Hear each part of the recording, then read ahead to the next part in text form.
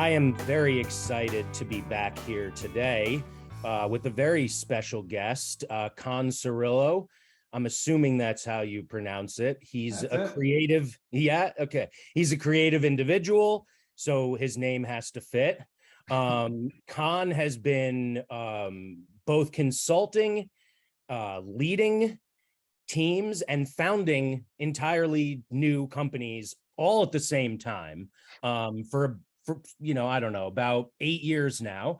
And one of the things that obviously stood out to us here at Customer Engagement Insider, in addition to kind of that creativity and innovative spirit, is that for the past year he's been head of customer experience at Carro, another name I'm unsure of pronouncing. Carro. Man, Yep. I should just trust my gut. Everyone says Carl, but if I haven't heard someone from the company saying it, I just don't know. You can't believe it. Exactly. So now I do. And they're a really cool company that enables Shopify stores to find, add, and sell new products from other brands. And I'm really curious to hear what Con has been doing there specifically. As we know at Customer Engagement Insider, customer experience is the key to success, and they're inextricably tied to the other things we focus on, digital marketing and employee experience. Con, thank you so much for joining me. This is the future of customer experience, and I think you're perfect for that topic. Well, I appreciate the kind words, man. It's great to be here. Great to be here. I'm excited. Awesome. Awesome. All right. So as I said, you've been heading up and consulting for digital marketing and CX teams for a while. And I also touched on that inextricable connection between these areas of business. And that is one of our priorities here, guiding business leaders like yourself in better integrating digital marketing and CX. Why is this so important? And I know it is for you, since this is something you've been doing kind of in parallel for so long. Yeah, I mean, the reason it matters to do together is because your customers don't see it any different, right? Your customers want to get where they want to go. People want to solve problems, grow their business, get on with their day, and go eat dinner at some point, right? They're not really concerned with how your departments are set up or any of your processes. They want to solve problems and be better, right? And so marketing and CX and even sales, historically, there's been this kind of siloing and divide. And of course, from an org side, you need to have those things be separate things, but the fabric and the thread that runs across them, your customers don't care. And I mean that, I say that kind of in an excited, twisted way of like, you have a high bar of things to go solve. And so I have been able to kind of flex and move between those pretty fluidly because I don't think of them very different. At the end of the day, you are helping someone get to where they want to go, whether they're a customer already or they've never heard about you. It doesn't make that big of a difference. Solve a problem for them. And so I don't see them being all that different. Yeah, great answer. And certainly the way that I look at it, I'm thinking about it that way, that it's always an X, right? There's the user experience on, let's say, a social media app. Yeah. Your digital marketing, your social media marketing does its job. They end up on your website. That's a different type of user experience, but again, it's about experience. So now it's your job to convert that user to a lead, and then of course from the lead to a customer. And from that point on, your CX team needs to really take that's when the work begins. Exactly. You said it better than I did. How does understanding the full customer life cycle and or sales funnel impact an agent's ability to provide superior CX? It all starts with empathy. I think it starts and ends with empathy, of understanding how someone got to where they are in that moment. What is the context? So if somebody's chatting in and you're a support agent and they're super frustrated, and you can see maybe the company screwed up the order, a few steps up the food chain, so to speak, or up the process, in that moment to express empathy and solitude and, hey, I'm so sorry, let's work on this together, right? So being able to empathize with where somebody is in their customer journey or in that life cycle directly impacts how well you can serve them and what you can do for them. And being able to understand, okay, how do all the pieces fit together? I will quote Tool when I say, and I know the pieces fit, right? is being able to understand, okay, if you're a support agent, what is sales doing? What's marketing doing? How did this person get to you? And having visibility to understand the problems that they came to your company to solve, the experiences and touch points they've had along the way. The more perspective and purview you have into those things, the better experience you can deliver them in that moment. And that's not specific to being a support agent. If you're a demand gen marketer and you know how your sales team's process works, you're probably going to market better. So it's one of these break down the silos all too often. The biggest thing that companies get wrong with CX is they just throw stuff over the fence. It's like, I don't know, here's a lead, right? And it's more, hey, well, understand what sales is going to do with that, because I bet you do your job better as a result. So empathy starts and ends with that. Yeah, love it. And that's true for B2C or B2B. We know that our clients don't just want leads, they want the right leads. Yep. And the only way to get the right leads is to know who you want to talk to and how they want to be spoken to or with, right? Yep.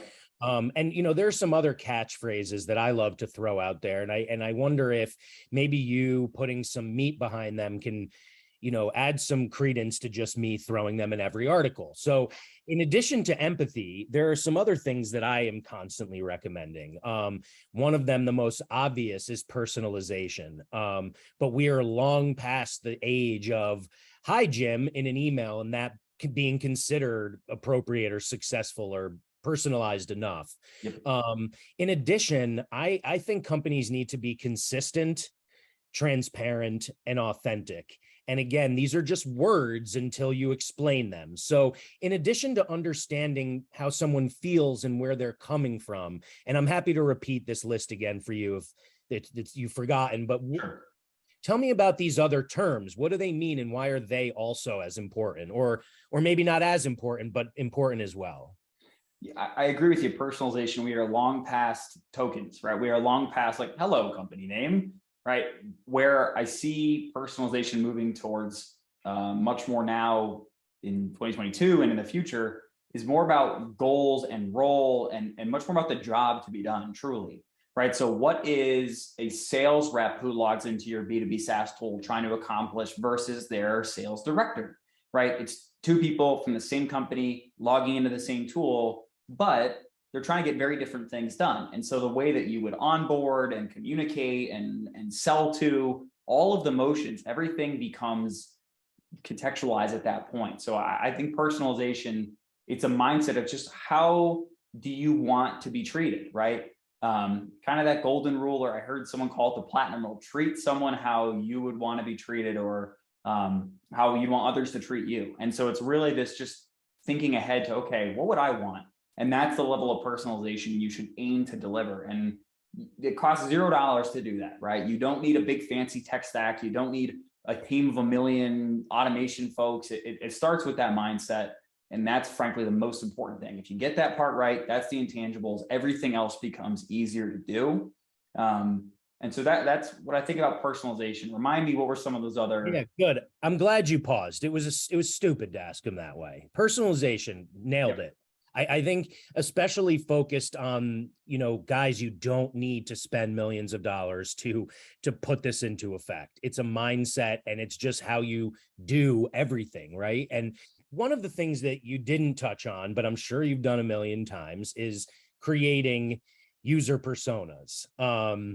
There's other terms for it, but basically the idea of doing competitive research, doing surveys, internal and external, focus groups. You need to know who your target audience is. And once you have that understanding, I think that the rest of it kind of plays out a little bit more easily. As you said, like, it's not just digital marketing throwing something over a fence. That's a lot of wasted money and a lot of wasted time. There's some other terms that I like to throw out there. And one of them is, and I think these two maybe could go together: consistency and transparency. I had an experience with a company very recently that, without warning anybody, stopped using its phones. You'd call and they'd say, sorry, we're so busy that we're not answering the phone anymore. Due to unexpected volume. Yeah. Which should be the opposite, right? Unexpected volume means you're doing well, it either means you're doing something really good or really Yeah, bad, yeah, and you yeah. need to be on the phone. So I, being in an industry or two, somewhat of an influencer, took to social media and I held them responsible. Here's where that was a lack of transparency, right? And the lack of consistency came in the fact that they publicly took care of me immediately, as other people who don't have verified accounts or whatever it is that qualified me as high value have been waiting for months and adding them on social media for months to no avail. Also not good. It helped me. I had a fine customer experience once I went to social. But that is not how things should be done, at least publicly. How do businesses juggle that? It's really important to kind of rank and rate customers within your platforms. So you know who's a priority, who might be on their way out, who might be on their way in, and at the same time, customers better not know you're doing that. To the point about transparency, when you look at a lot of B2B SaaS tools and they're like, hey, paid support is included in this plan, or like you get web chat, you get a knowledge base. It is okay to give or not give, or to give more, so long as you are clear about that. I agree when it's opaque of like, well, they helped me, but like, why? Right? Why me and not someone else, or why someone else and not me? I think the opacity there, that's just where it just doesn't feel good. It feels kind of yucky. And so from a consistency side, you just wonder, and it's not always malice. I think that's a misconception, is brands go, well, or people go, wow, the brand, responded to me in social right away, but ignored my emails or my phone calls. And honestly, sometimes from a customer experience standpoint, it might even just be two teams of agents and two separate contact centers that have no clue that you were angry over here, and they just solved your problem over here because they're nice people, right? And so there's a lot of time where it's ignorance, not malice, that makes the customer experience disjointed. And that's something that, as a consumer, again, we don't care.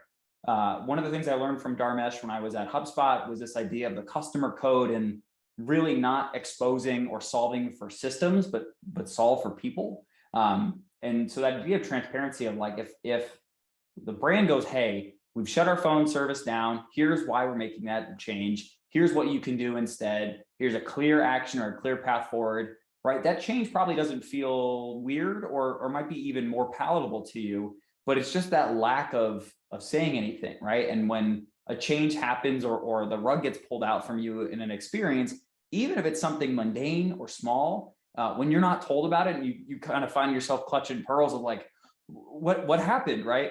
It just magnifies anything that's going on. And brands certainly can do a great job at being transparent and consistent of, here's what's happening, here's why it's happening, and here's what you do next. Again, that's one of those, it costs $0 to do that. And that's something I think brands miss a lot. They'll feel, well, it would be showing weakness or vulnerability to tell customers that, hey, we have to end phone support. But really, the only way to do it wrong is to not say anything, because customers are going to mind a lot less if they know what's happening and why. Yeah, absolutely. And I think that another part of it too is whether or not you are true to yourselves, right? So you want to be true to what's happening. Like, in other words, you want to be transparent about any changes that are happening. If you are really using customer experience the right way, you can actually learn things that can improve your product. And instead of hiding that, or, being ashamed that a customer knew better than you can highlight that. I mean, how's that for customer experience, to show that you really appreciate them, right? And, similarly, like, I mean, it's almost like I don't even know how to explain what authenticity means, except that like every business should have their core values.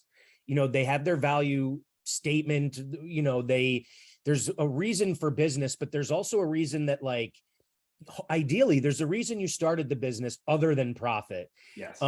If not, you probably shouldn't try to fake it, because you'll be caught. Exactly. Right.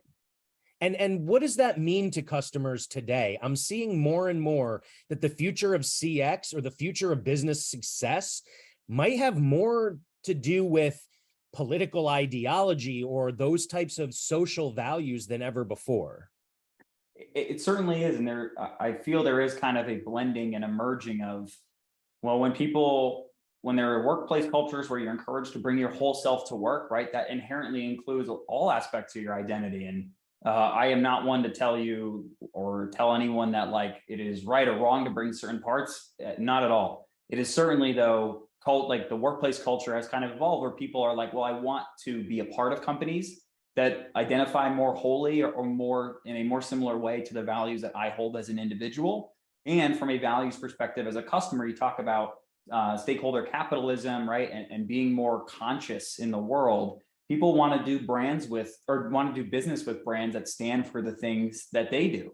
And so there certainly is this interesting balance where you want to be authentic and connect with the things that your customers seem to care about or your audience cares about. And how do you do that in an authentic way? I will tell you, for Pride Month, you see all of these companies make a rainbow logo, and then what?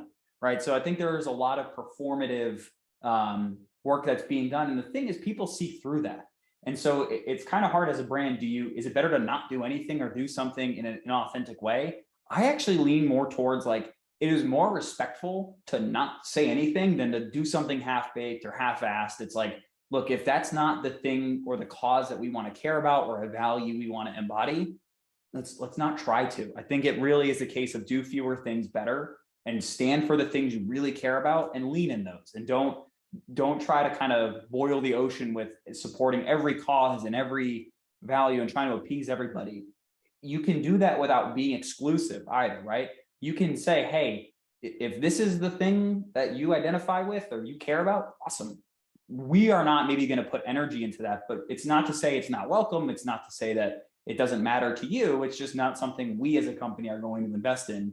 And that's okay. I think that debate, the nuance has gotten lost there a bit.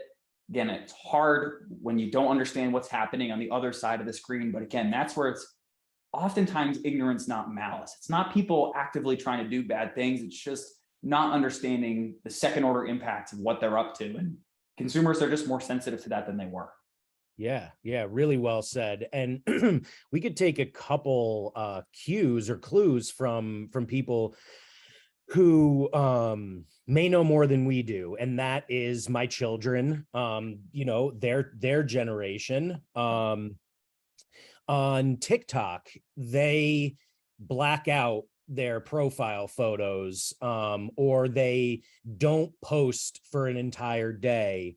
Let's say it's on Juneteenth, for instance. Listen, it's not every single kid on TikTok, but I know that a huge percentage of them, I think they're more thoughtful than prior generations, perhaps. And so they realize that on Juneteenth, for instance, Black-owned businesses should have their voice, amplified, Black creators, et cetera.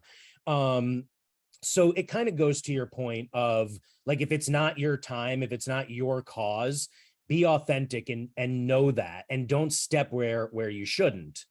Another example, just a really flagrant example, is like police cruisers getting like a women's rights or an LGBTQ rights, like, what are those things called? The car wraps, like the big colorful thing. People don't look at that, and it doesn't humanize police. It just says people think that's weird, right? Like a better way to humanize police would be for police to just talk to people, right? And all right, so moving on quickly, I want to touch on this other dynamic. It's really important to be consistent. We've said that it's important for clients, for customers to know who you are, and yet the element of surprise is tremendous. The potential impact, that's how you go viral, by accident, or intentionally, but seemingly by accident. So that can happen in business or anything else. There was a guy who spoke at an event like a couple days ago who said the opposite of what people expected him to say. It got 6 million views within like 24 hours. And everyone wants to interview this person now. A business can certainly do that too. But how do they balance like doing something really innovative and creative and shocking, knowing the potential reach of that versus sticking to your guns and being safer? I guess I'm not a fan of stunts, right? My thing is like solid, predictable drumbeat, stand for the things you care about, embody them in the right ways, and do the right thing over time. It's almost, I think, doing stunts like that, like, again, I come from a marketing background. Who would I be to tell you that like going viral doesn't help sometimes? Totally get that. I think over the long term, though, it is a better philosophy of business to try to base hits, right? If you're a baseball fan, try to hit for singles, try to get on base, right? If you're trying to hit a home run every time you come up to plate or come up to at bat, you'll get some, but you'll you'll miss a lot of times. And I think the right way to play the game of business is to play small ball, right? Go for singles, do the right thing over a long period of time. You certainly can do splashy stuff where sometimes you see a pitch and you go, this is it. This is our moment to do something bigger. But I don't think you have to pick between the two. And if you are finding yourself trying to pick between the two, first, I'd say evaluate why you're feeling it's a zero-sum choice. But I very much am in the camp of like, do the right thing over a long period of time, and like all of that goodwill and virtue will pay itself off. I know that probably is the least sexy answer you can get from a reformed marketer, but I got to tell you, I think that's the more sustainable path. Yeah, I think you're right. I think it's really awesome that Royal Caribbean filled a influencers cruise room with tons of towel animals. But did they do that for everybody? No, Right. They only did it for the influencer. And like, maybe I feel even worse about that. Yeah, Why like is it my I room? wanted a towel manatee or whatever. Yeah, right. And likewise, 96% of consumers will leave a brand after one bad customer service experience, and 92% will also call you out on it for social media, or call you out for it on social media. How do you avoid that? And if it happens anyway, which it often does, how do you respond? Because often a response is just as important. Like, just like a politician, you screwed up. Now, how do you fix it? Yeah, so people are going to leave. And the best thing as a business you can do is treat every touch point and every moment in the experience as an opportunity to earn the next one. Don't take it as a given. Even if it's a customer on an annual contract, does that mean you treat them poorly for 11 months and only in that renewal window you start treating them well? It's like, honestly, it's like any relationship. It's the little things you do when no one's looking on a regular basis. And it's the small stuff. It really is treating every touch point with intentionality. That's how you mitigate it, right? No company is going to have no churn forever. Like, as cool as that would be. So folks are going to leave, and that's okay. That's part of business. That's part of this whole thing. What you can do though is treat them with respect and dignity on the way out. If a customer is going to churn, I hate like the dark patterns of like, oh, well, if you leave like this dog, like he may not make it. You should renew your SaaS tool. It's like, that is just so shitty and shame baity. I don't know if that's a word, but I just think that sucks, right? And I don't feel good. And even if I loved using that tool for years, if I saw that, I'd be like, get a load of these guys, right? Donkeys. So it certainly is, how do you treat people with dignity and respect on the way out? One of the things from the HubSpot company code I really like, or customer code, is don't block the exit, right? If folks are going to leave, like, don't hide that. I wouldn't push them towards it, right? But certainly don't obfuscate it or make it harder than it needs to be. The New York Times was infamous for like, you could subscribe online, but if you wanted to cancel, you had to call like 1,000 different 1-800 numbers, and you go, that just sucks. So when folks are going to leave, don't block the exit, treat them with dignity, treat them with respect, and the goodwill you will earn. If you look someone in the eye as a customer and say, hey, we're breaking up and that's cool, here's how we make this work when you're leaving, they'll carry that with them, right? Maybe they'll sign up again someday when they're in another role. Maybe they'll at least tell a friend, yeah, I don't have anything bad to say about those folks. And honestly, sometimes that's the goal. I know in CX we want to have everyone as promoters and everyone wearing our t-shirts, but like, honestly, sometimes it is fine to be like, yeah, it was good to work with them, and that's okay. So certainly I think evaluating what are you shooting for, but really just like at the end of the day, again, treat people how you would want a company to treat you when you're leaving or coming or going, or when something gets screwed up. Doesn't have to be that hard.